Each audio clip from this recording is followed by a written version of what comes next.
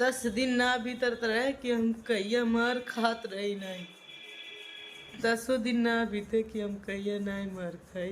तू तनी कम गेम खेला, कम गेम खेला। बियाह कराए वाला तू, पैसा दे के अर्जुनवा भेजे वाला तू, अपन मेहरारू के लिया के अड्डा पर छोड़े वाला तू। सुना है विष्णु, बियाह तुम्हारे ऊपर हम एफआईआर करब, तू का कुछ करवा हो? तुम्हारे ऊपर एफआईआर है गोरखपुरिया भौजी करी। दोस्तों, मालती विष्णु के लगातार हो रहे विवाद ने किस हद तक उस मासूम की जिंदगी को ला खड़ा किया, आप लोग देख चुके होंगे।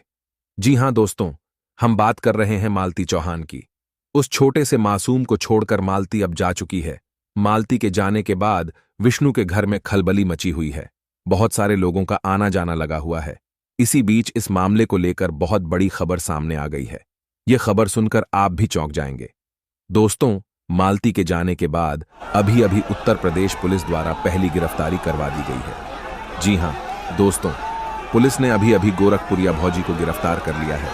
आपके मन में अभी हजारों सवाल होंगे, आखिर गोरखपुरिया भौजी को क्यों गिरफ्तार किया गया? दोस्तों, सारी सच्चाई अब सबके सामने आ जाएगी और इस मामले के असली आरोपी को सजा भी जरूर मिलेगी।